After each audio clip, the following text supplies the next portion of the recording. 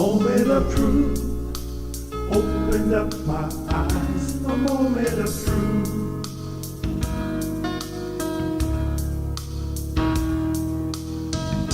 A moment of truth, like the sunrise. A moment of truth.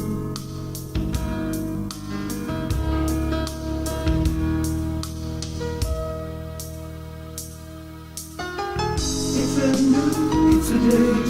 The world has made me new. My life is better. I finally found my way. A moment of truth made me realize. A moment of truth.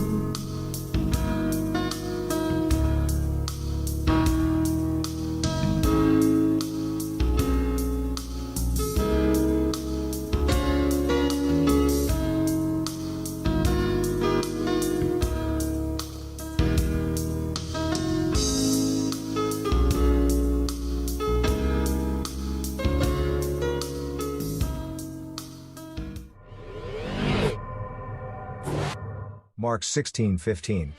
And he said, "Go into all the world and preach the gospel to every creature." Jesus instructs us to carry the gospel to the world. In this restricted climate, how can we reach the world when we are restricted from our fellowship gatherings? Many have ventured into social media and are using various social media platforms to reach the masses. There is still a great number of people that don't have access to social media. It's time to create a social ministry and carry the message to the world. Television is a viable option, and a very effective medium to reach the world for Christ. Jesus said that we would do greater works. We can do greater by reaching the world for Him. We offer a very affordable option to reach the world for Christ. Go to clarityibn.org, fill out the contact information form, and we will contact you with information on how to create your social ministry affordably and efficiently.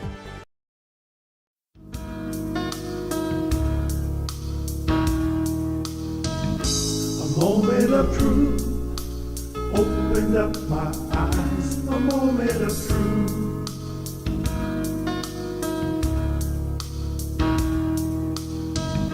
A moment of truth, like the sunrise. A moment of truth.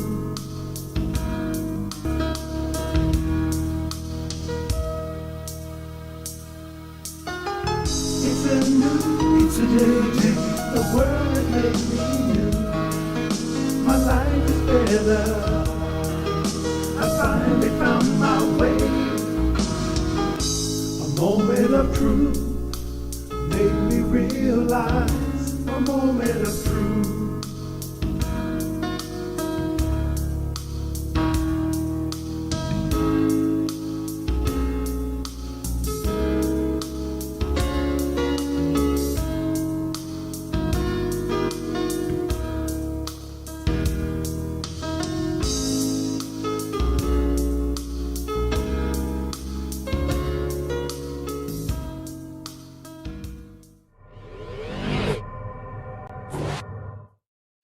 Well, good evening, good evening, good evening. Welcome to the Moment of Truth.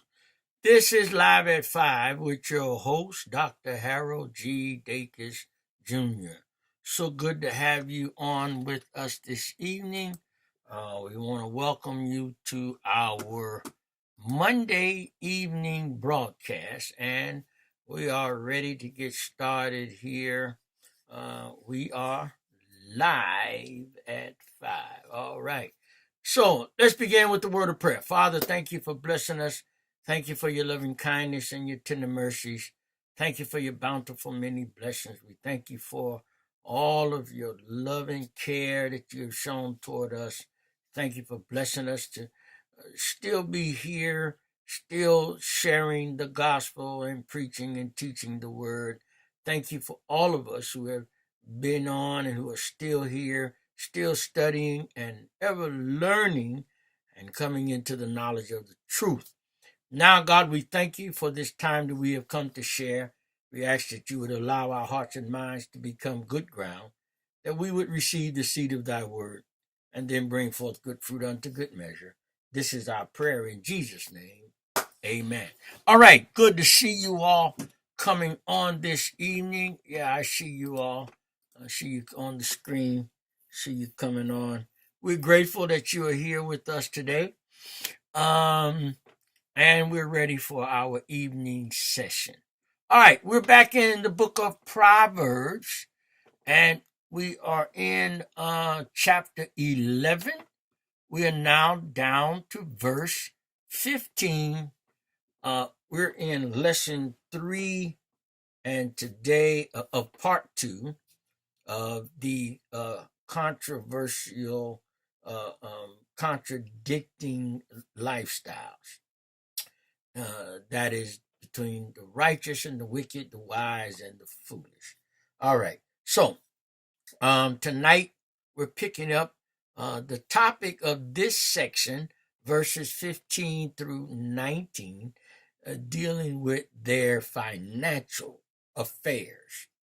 That's what this lesson is about. All right. So let's pull up our first verse. You're going to see that in the middle of the screen right down here in front of me. That's Proverbs 11 and 15. And it reads, he that is for a stranger shall smart for it, and he that hated suretyship is sure. He that is surety for a stranger shall smart for it, and he that hated suretyship,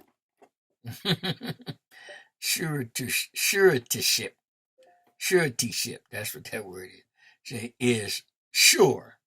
Now, what does that mean? He's talking about how we manage our finances and how we allow others to not be responsible for how they handle their finances. And what does it really mean? You see, there's not too many areas the Bible doesn't cover as to our responsibilities in dealing with each other. Now, one of those he's dealing here with, how many of you have ever heard of the term cosign? To cosign means to be a surety for someone else for a debt they incur. And if they fail to pay the debt, you guarantee you will cover it. Solomon here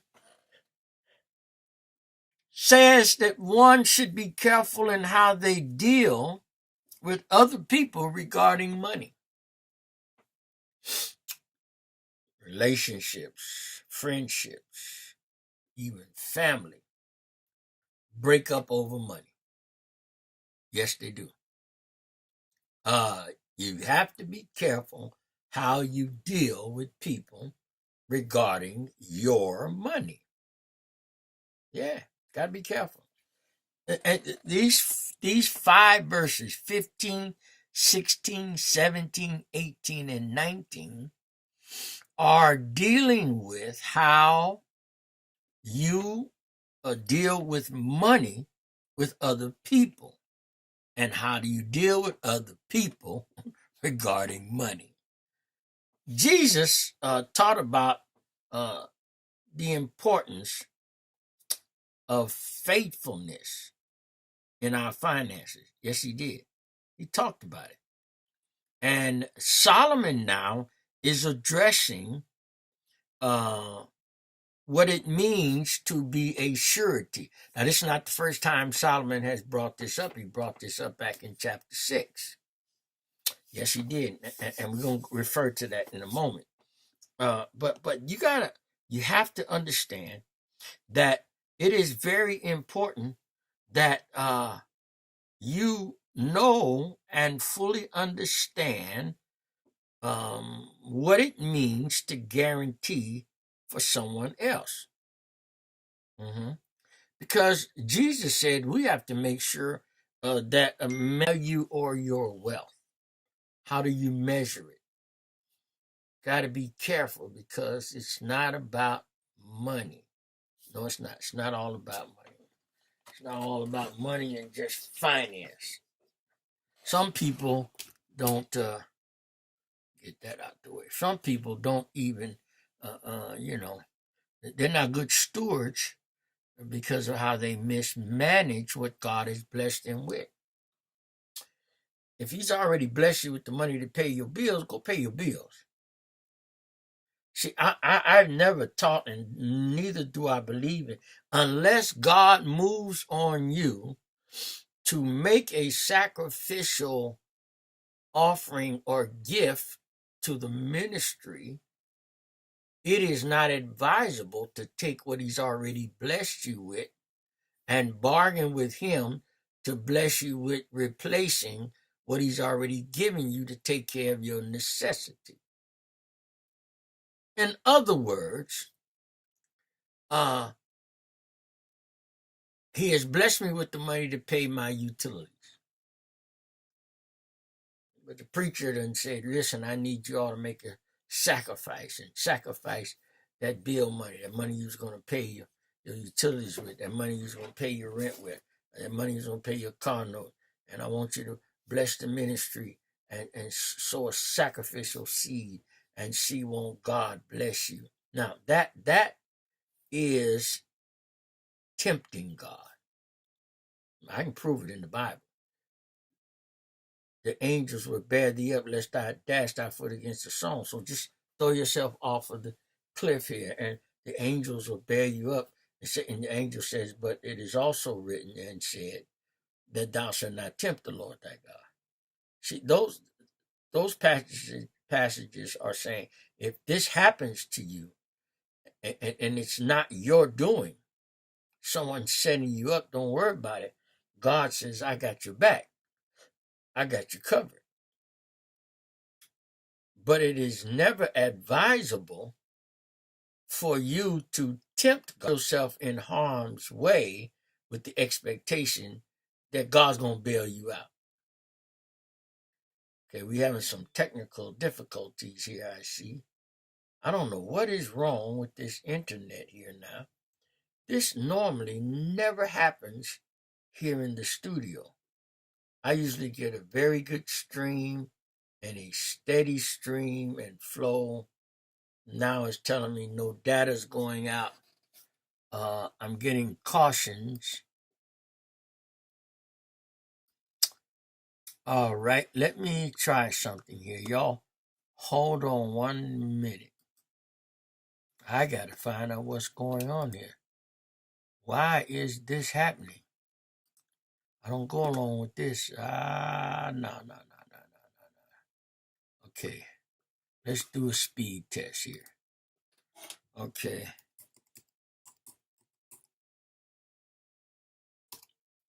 I don't like this. Let's do a speed test. Speedtest.net. Go. All right, I'm going to find out what's going on here. We should be having a better connection than what we are having. Okay. And it looks as though we have an excellent connection there. And I'm going to check the other one. Okay, we got a good download speed, our upload speed now. Oh, it's even better. Okay, so why am I having problems buffering? The devil is a lie. Okay, we shouldn't be having all these difficulties and these warnings that are coming up on my screen. So I'm going to, she is back up now. Looks like it's going pretty good. Oh, I can't because it keeps freezing. I'm looking at y'all on the monitor, and can't stop and run the test later. I got to find out what's going on. Okay, look like the connection has come back. It's a little bit better now. All right, so let's pick back up where we were. It's going to be choppy, but I'm going to just get through it. We got an excellent connection now. And so Jesus made it very clear to the devil that you don't tempt God. And because of that, I have never taught. Yeah, I was coming across choppy. That's why I had to run the test. I changed the connection. It looks like it's going better now. But see, I've never encouraged people to take their bill money. If God doesn't tell you to do that, it is not advisable to be foolish. Why take what God has already blessed you with to take care of your need and make a sacrifice and God hasn't instructed you to do so? And they do this. They talk that psychological hypnotism, mass hypnotism, that loan God some money and bless God with your sacrifice, and sacrifice that bill money, sacrifice that car note, and see won't God replace it. Well, why does God have to replace what he's already given you? Now, what he wants you to do is to learn to be a good steward over what you have, and don't get into debt that overtaxes you and get into foolish debt, so that you can support and bless the ministry, pay your tithes, give your offerings, and support those charities that you believe in. But don't take your blessing and sacrifice your blessing unless God has told you to do so. I've never, I've never agreed with that one. These folk get in these lines and they tell you to sacrifice your bill money because God blesses you, and you don't tempt. Jesus said this to the devil: "Thou shalt not tempt the Lord thy God." Let me put that up on the screen. I gotta. Let me go to that. First of all, let's add that. Okay. Now, let's go to, that was Luke, I believe it is. Yeah, chapter 4, I think 11.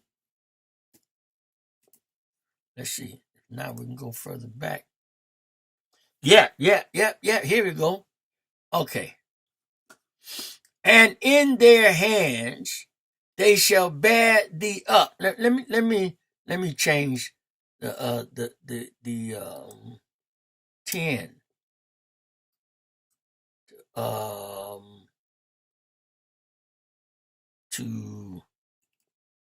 Okay, here we go. Here's what the devil said to Jesus. Look there, right there in front of me.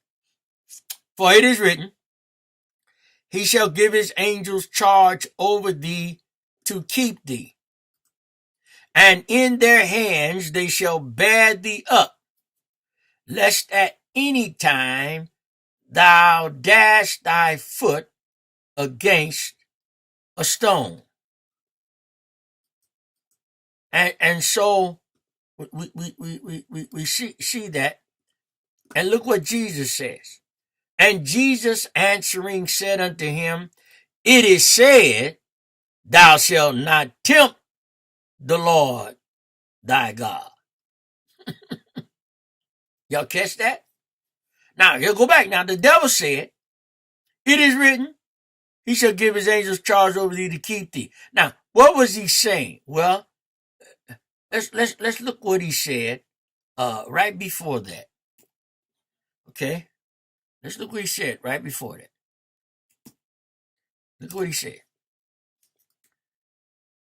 Get thee behind me, Satan. Okay, here we go. Verse 9.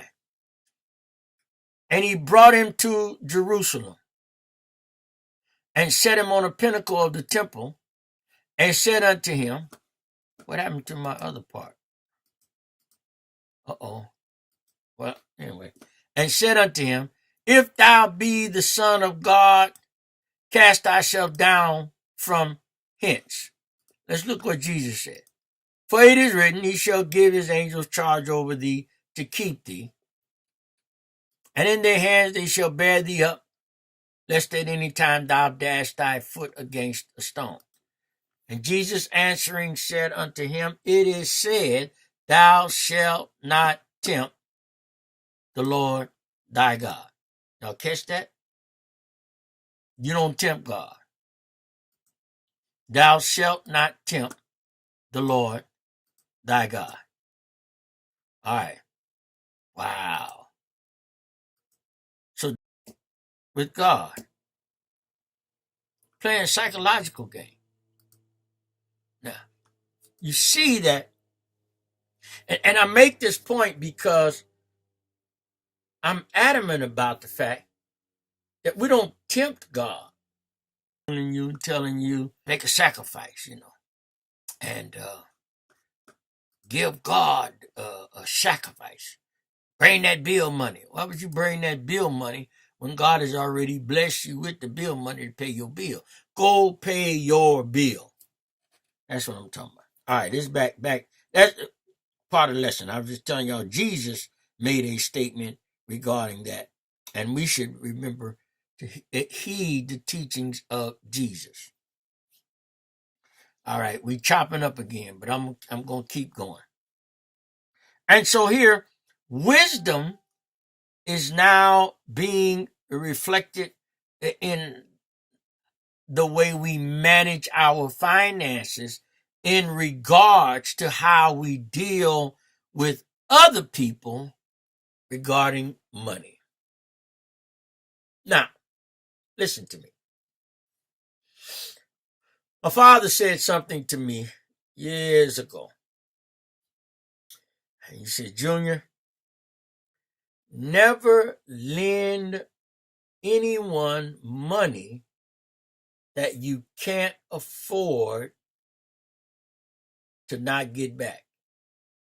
And never invest money you can't afford to lose.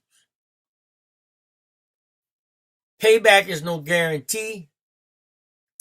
ROI, or return on investment, get back. Just don't do it.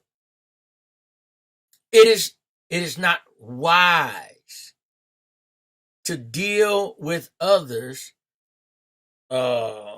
haphazardly regarding your money. No, it's not wise. And Jesus taught the importance of faithfulness in our finances. And Solomon is teaching the importance of good stewardship, management, and making good decisions regarding how you deal with other people regarding your money. Got to be careful. Be careful about your money. Yeah. So, let's look at the first verse. He that is surety for a stranger shall smart for it. He that hateth suretyship is sure. So what is he saying? The wise guard their security by refusing to back loans for others.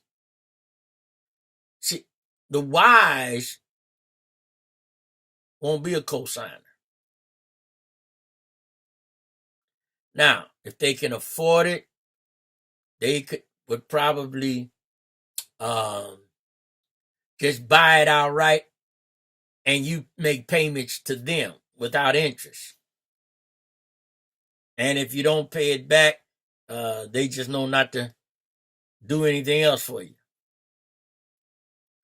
But you don't back loans for other people, because what you're doing is you're now encumbering or taking on the liability of their debt. And here's the thing. 9 out of 10 times, if something happens, they'll let you pay it off. And especially if something happens to it, and they won't feel an obligation to repay you because they're no longer getting the benefit. Like, say, for instance, the vehicle gets totaled and they didn't have insurance on it, but you have to pay it off. Well, they didn't get to use the vehicle. They don't have use of. They'll go buy another vehicle, leave you paying for the one that they just got tore up, and they probably tore it up. But the wise guard their security by refusing to back loans for others. But what does the foolish do? The foolish endanger their security by guaranteeing loans for others. Why would you guarantee a loan for someone else if they can't afford it? See, sometimes we enable people to go beyond their means because, see, they couldn't get it without the cosigner. They don't credit qualify. And if if they've already been through the process and it's been deemed by the lender they're not credit worthy, then you are also lending or gambling on one who's not credit worthy. It's not cruel to say no. It's good sense. Because if they're unable to pay it, the debt becomes yours. True statement. All right.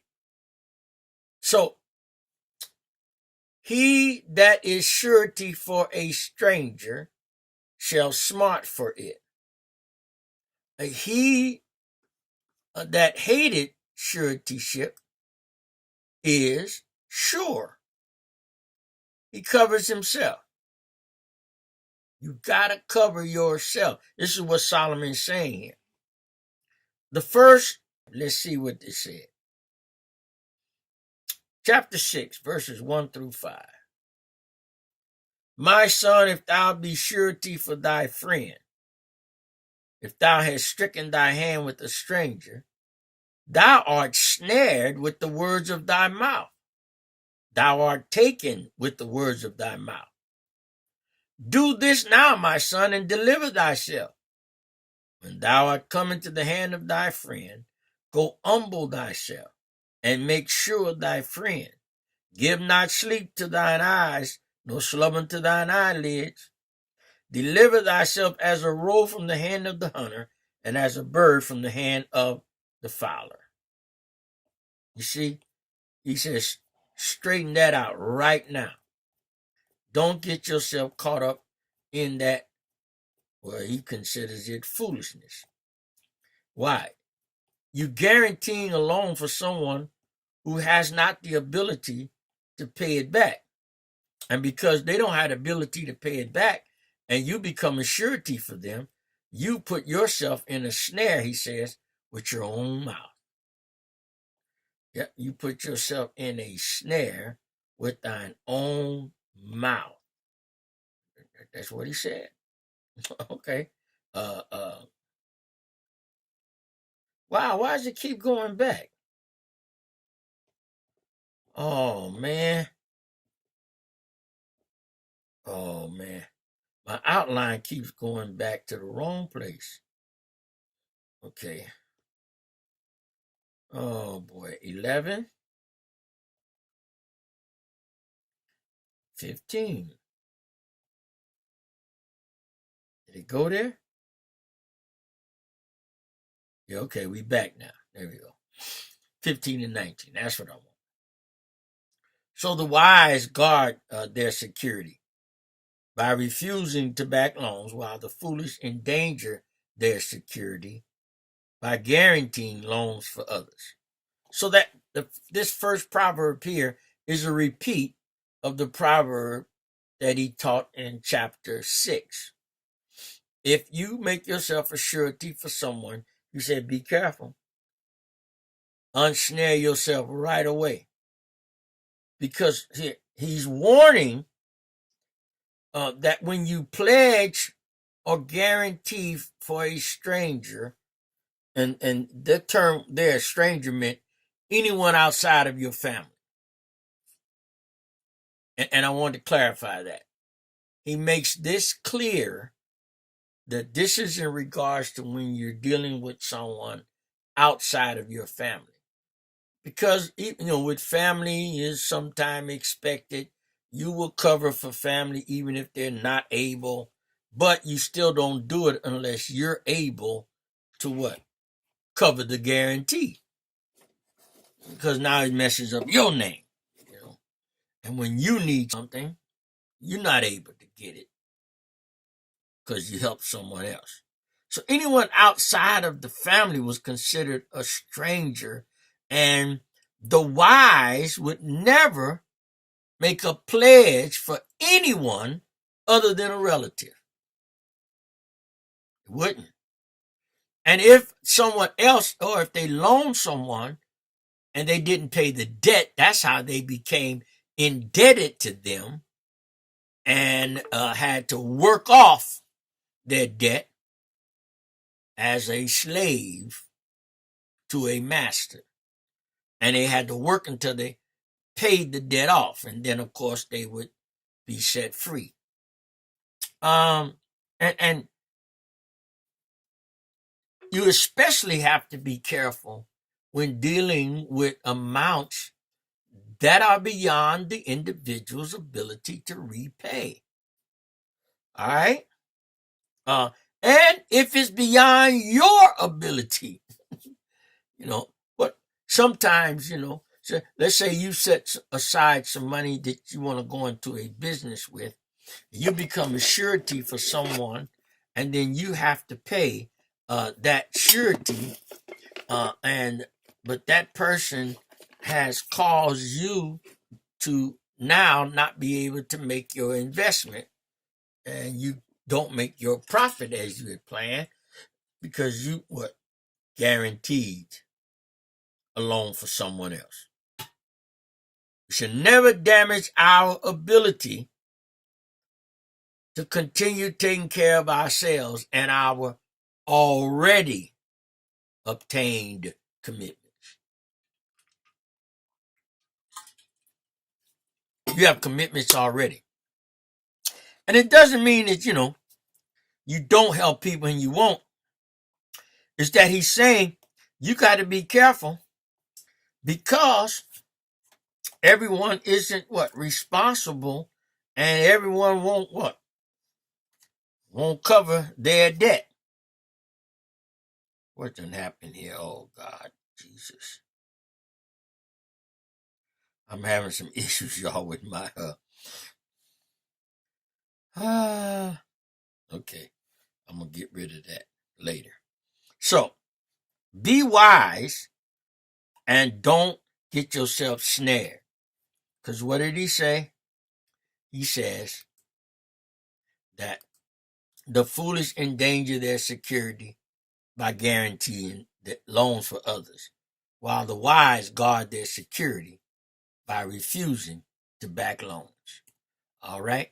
All right, let's look at verse 16 and 17. A gracious woman retaineth honor, and strong men retain riches. The merciful man doeth good to his own soul, but he that is cruel troubleth his own flesh. All right, let's look at that. The righteous are kind-hearted and gain respect. They help themselves by being merciful. But the wicked are cruel and greedy. They hurt themselves by being ruthless. Now, these next two proverbs, verses 16 and 17, are stressing the importance of kindness and mercy. That's another thing you have to always remember, because of the fact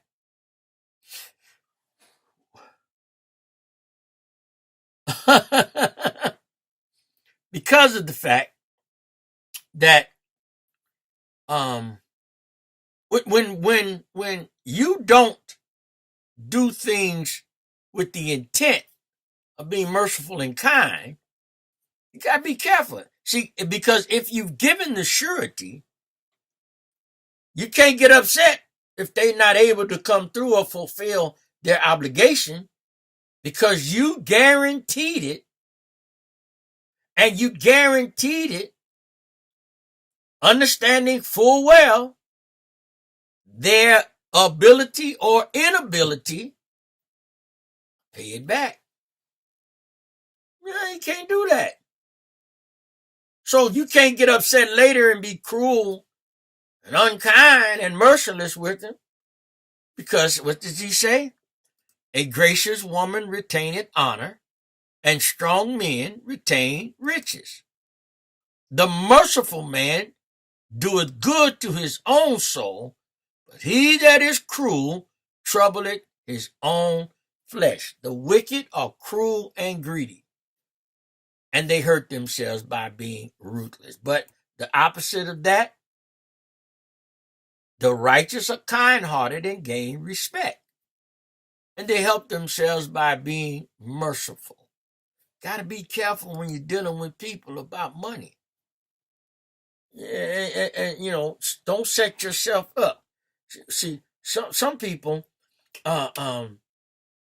will lend money to people for the purpose of ensnaring them or indebting them, because they know they can't pay it back. They're looking for something else from them. And so, and this applies to a lot of areas of our life too, not just money, even favors. I say, personally, I never do favors with the intent to obligate someone else to return the favor. There's a scripture where he says, if you take a man out to dinner or to eat and feed him, who has the ability to feed you, you haven't done anything. You see, true kindness is when we do for those who don't have the ability to repay us. You're not helping anybody. If I can take you to dinner and you can take me to dinner, we ain't doing nothing for each other. Because we could have just went to dinner and went Dutch, since we can afford to pay for each other anyway. Pay for your own. But when you help those who are unable to do for themselves, that's true kindness. That's real help. I'm not helping someone who can help themselves. Get me? So, but ruthless people are often people who do things for the purpose of indebting another to repay them back. So what they do is they go around doing for people and keeping score. I had a friend like that. Wasn't doing nothing for you. He wasn't going to run back on you later to obligate you to do something he wanted you to do. Well, you remember when you was doing, and I, see, this is why years ago, I stopped doing the inviting guest churches for an appreciation or something we were having at the church, because the obligation and the payback creates what I term a money swap. You invite 20 churches to come to your church anniversary, and all of those churches have church anniversaries. And when their church anniversary come around, they're calling on you to come back, and they want you to bring back what they brought to you. When we came, we gave y'all $200, so we want y'all to come back with at least a $200 offering. What benefit has either of us gotten? You brought me $200, I got to take you $200 back. 20 churches came to me with $200, I got to take that $4,000. I might as well just put it in the bank and wait and go back to all 20 of their church anniversaries and take each of them their $200 back. We broke even. who has really benefited? That's a money swap. Pastor's appreciations. You invite 30 churches. They bring $100 to $200, and you got to go back to 30 churches and take that $100 or $200 back to them. Who has benefited? We do a lot of things that just doesn't make sense. But we're saying it all in, we're doing fellowship. Okay, well, let's fellowship. But let's fellowship without an obligation. And what if the person who came, I remember I went to a young man that just started out. He'd been pastoring a couple years, and I was invited to come and preach for him on his main night. I went, doing pretty good. I gave an offering, several $100s, and I wouldn't take an honorarium for preaching that night. A few months later, he was so excited. He came, and he gave an offering of $25. One of the people that was there was with me the night I went to preach for him. And he leans over and he says to me, man, all them hundreds you took him, and all he's going to bring is $25 back. I said, man, how you know it? He can't afford what I did. I said, he probably struggling to get at 25. You don't know what kind of condition he's in. And I didn't give that night for the purpose of obligating him to bring it back to me at a later date. Now, some of these guys do that because they'll go to their different program, but they want them to come to their appreciation so that the money comes to their pocket. Don't come to my church anniversary because then the church getting that money. I want you to come to my appreciation. Yeah, see, it's a psychology in this, y'all. But it's still a money swap in my estimation. And so you can't do things with the intent to obligate, because when you obligate others, it's not from your heart. And that's not being kind.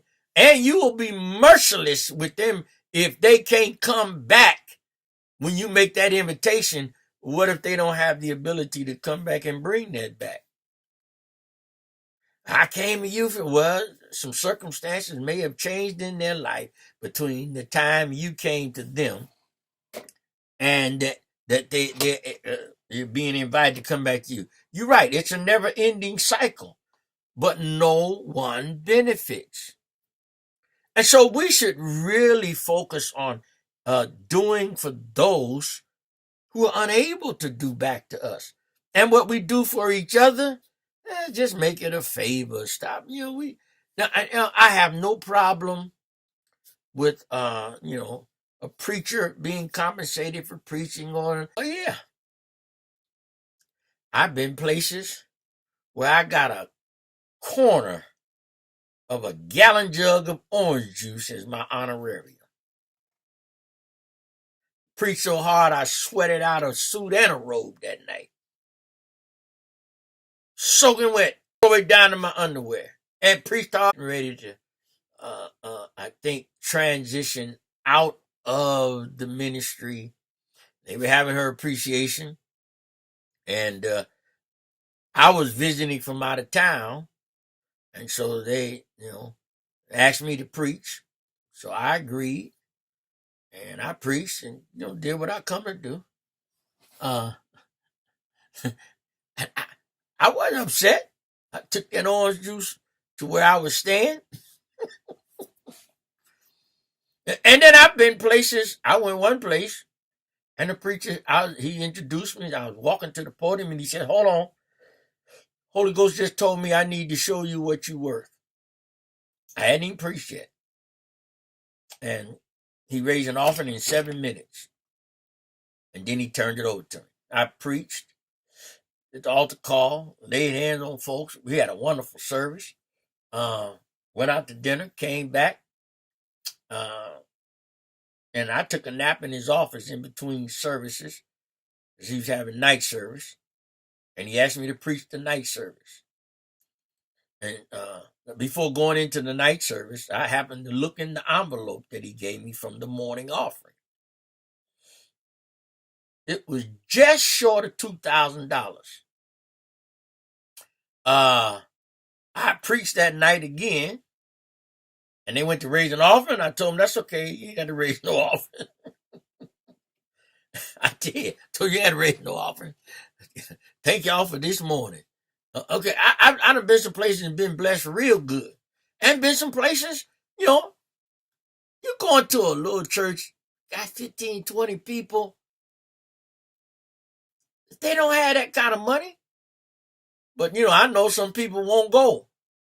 I learned a lesson, though. I had a nephew would go out and preach, get $2,500, $3,000 a night. He'd come to me and preach a whole week. And if I gave him $800, he'd be happy. But the Lord blessed, because every time he come, we didn't give him less than $1,500 and took care of all his expenses. But he said, and he told me, yeah, you got to give me nothing. I came to bless you. And that's the way we got to have that attitude.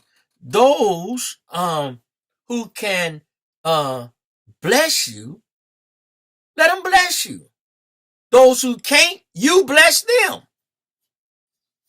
Yeah. How do you deal? Solomon is talking about how do you deal with other people regarding money? Are you righteous and kind-hearted, or are you merciless? Are you cruel and greedy? You don't want nobody to be blessed but you. You don't want nobody to get a good offering but you. Oh, yeah. Got to be careful. Cruel and greedy people hurt themselves being ruthless. All right. We got a couple more verses.